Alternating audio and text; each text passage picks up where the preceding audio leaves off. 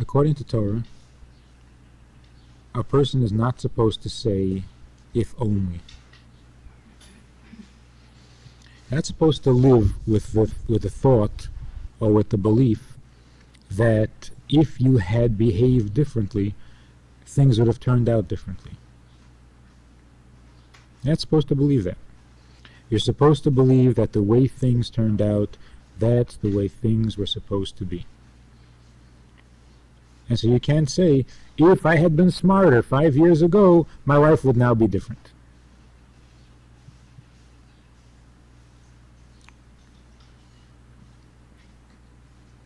Other than, if you had been smarter 5 years ago, you would be even smarter now.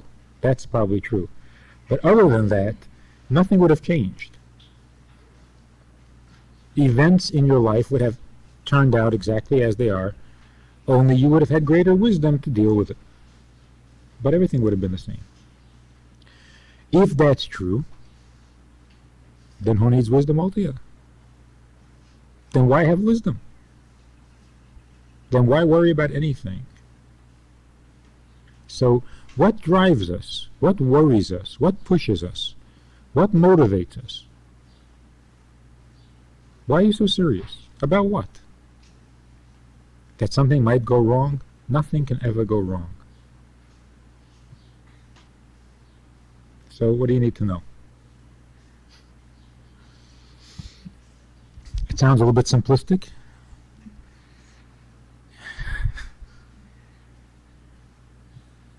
Well, maybe the truth is simplistic.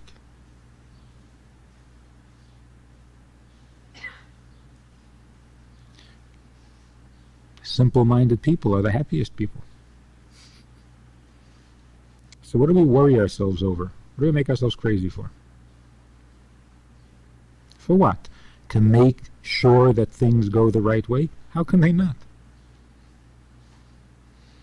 And if we worry, then they'll go the right way. Since when? If we try harder, then everything will turn out right. Who said so? Where's the evidence to that? There's no evidence. So it seems like the most natural, the most reasonable, the most truthful thing we can do is just sit back and let God run the world, because He's going to run it anyway. So why work up expectations? Why set up all sorts of goals and schemes only to see it disintegrate in front of your eyes? Stop scheming, stop having goals, stop making plans, stop worrying, stop planning. Let it be. Whatever will be, will be.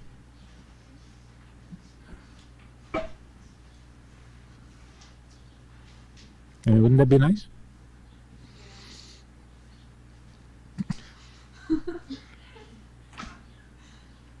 Not just nice. It would be true too. Because it's true. Whatever will be, will be. So why do we find it so hard to do that? We're born fighters. We like to be in control. Yeah, but we're not. It's wishful thinking. That's right. It's wishful thinking. We have freedom of choice. Yes, but so what? So what? So we can worry ourselves to death. That's all. If there's freedom of choice. And there must be a reason for it. There must be a reason for freedom of choice. Yeah. So what is all the Torah and all the teachings and all the laws and all the commandments and all the writings, what is it all about? Whatever will be, will be. Obviously, that's not the whole story. Obviously, you need to talk and to learn and to study and to ask and to find out why.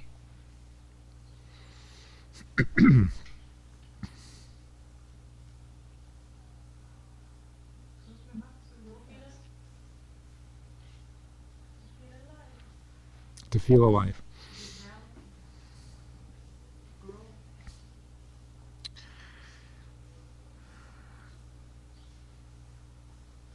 I guess the question boils down to very philosophical terms. if there exists an absolute truth, and we don't know what it is, then the best thing we can do is just get out of the way.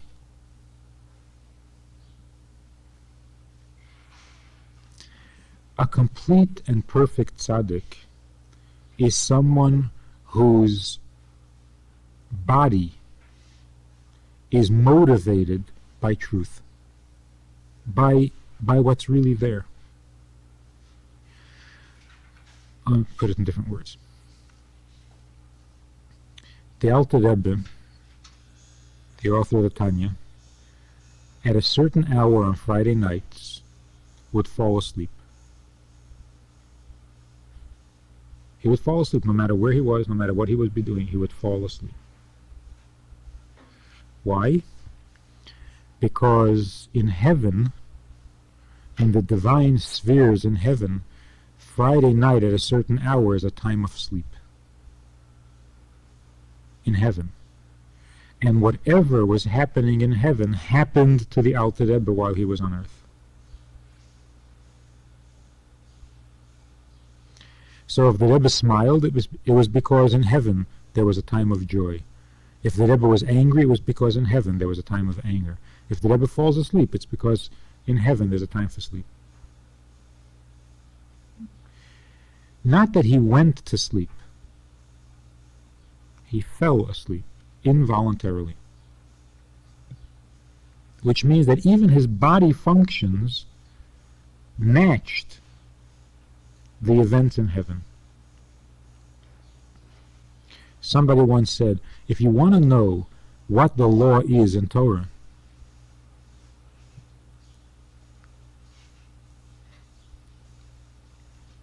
ask a tzaddik how he behaves concerning this issue. The way he behaves, that's the halacha. Because the body of a tzaddik marches to the beat of God's will. Somebody, I forget who it was, one of the Rebbe was once asked his opinion on a certain question of halacha, of law. And he said, I don't know what the explanation is, but the law is that you do it this way. And I know that you do it this way because that's how I did it yesterday. In other words, intuitively, that's how his body behaved. And so he knows that that's correct, even though he doesn't know the rationale. That's if you're in touch with truth.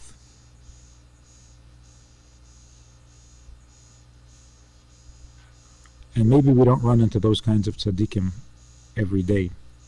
But we run into some people, we've run into some people, who seem to have this uncanny, magnetic attraction to what is true.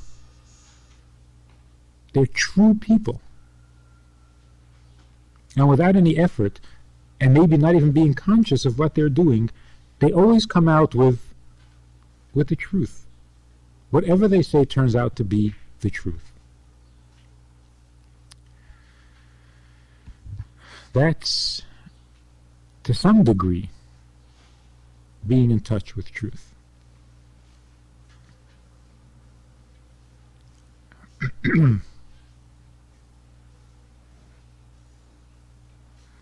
The whole purpose of God creating a world in which the truth is not known, at least not instinctively. You have to read about it in books. You have to struggle to understand it. You have to grapple with it and with yourself to get yourself to face the truth, to see the truth, to be loyal to the truth, and so on. What is the point? What is the purpose?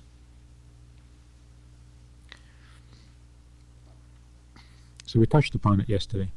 The purpose is to bring to the conscious level of existence the same truth that exists on the unconscious level of existence. What is the difference between unconscious and conscious? Freedom of choice. In other words, we have to bring to the world of choice the same truth that exists in the world where there is no choice. Or, in different words, with our own effort and by our own steam, we have to bring ourselves into agreement, into alignment with what God wants.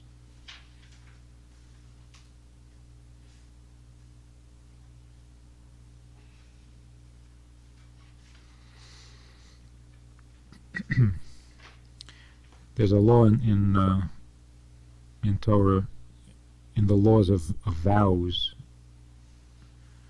When you make a vow, you're not allowed to violate that vow. Your vow has to be taken seriously. So if you make a vow, you must fulfill that vow. So there's a whole section of laws in Shulchan Aruch that deals with what kind of vows and how do you define a valid vow and what's a non-valid vow, and what if you can't keep the vow and how do you get out of the vow, and so on. One of the laws about vows is that you can't make a vow that contradicts an earlier vow. So that, for example, if a person says, I take a vow to marry you, and gets married, and then a few years later he says, listen, I can't, I gotta leave now because yesterday I promised somebody I would marry her, and I always keep my promise. The second vow is not valid at all. It's not a vow, and it doesn't have to be kept. It's just a promise. Didn't you say one was a vow and one was a promise? No, they're both vows, but you can't make a second vow that contradicts the earlier vow. So the second vow is not a vow at all, not valid at all, and you don't have to keep it. Based on this, if a Jew makes a vow to do a sin, we were talking earlier about a marriage between a Jew and a non-Jew not being a marriage. If a Jew vows to marry a non-Jew, there is no vow. He doesn't have to keep the vow. He doesn't even have to nullify the vow. It isn't a vow in the first place. Why? Because before you were born, your soul already swore and vowed to keep the commandments. And at Mount Sinai, when God gave the commandments, all our souls were present, including the souls of future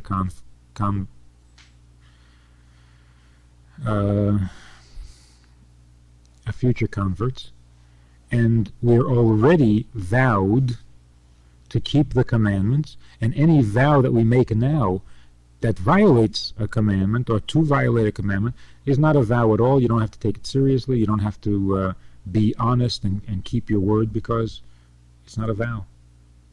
You can't make a vow on top of another vow.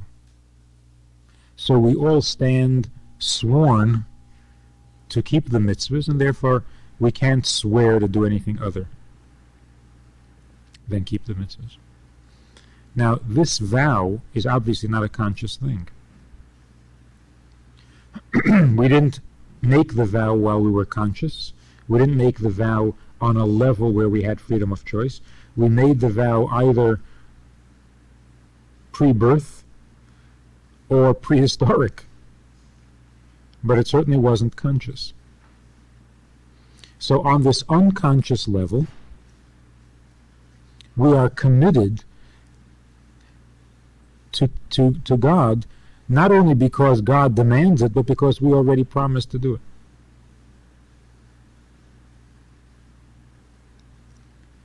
The step after that is to bring our conscious will in line with our unconscious will.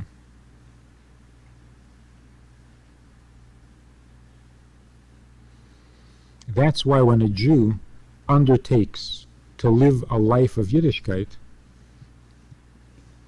even though it may be very strange and very different from what he was doing until now, yet at the same time, it seems to fit.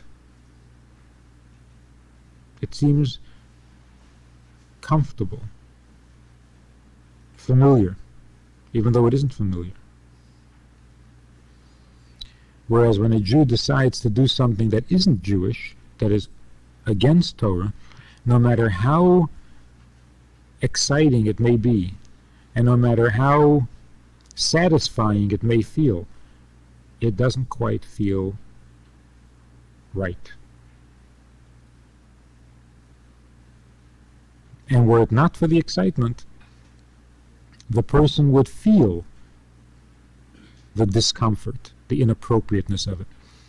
But because it happens to be exciting and because it happens to satisfy a certain need, the inappropriateness is not felt, is buried.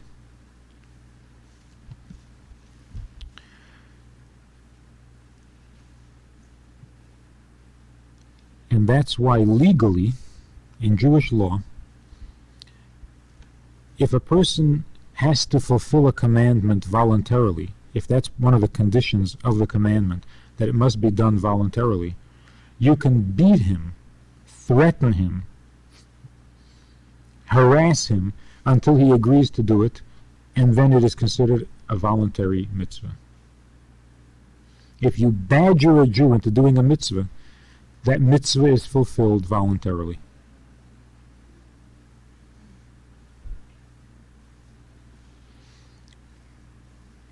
Because the psyche of a Jew is such that we already want to do whatever it is that is godly. Only living in a world where the truth is not always obvious, we can get blocked, we can get twisted so that we don't feel our own want.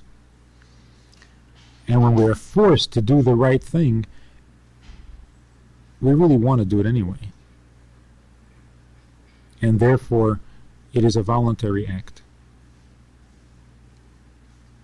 So that if we want to be very generous towards ourselves and our fellow Jew, every time a Jew is forced to do something good, that's what he really wants to do.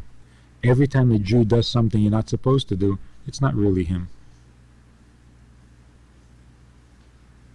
Conditions, circumstances. He's not being himself. Because if he would be left alone and would be free to do what he wants to do, of course he would do the mitzvah. Who wouldn't?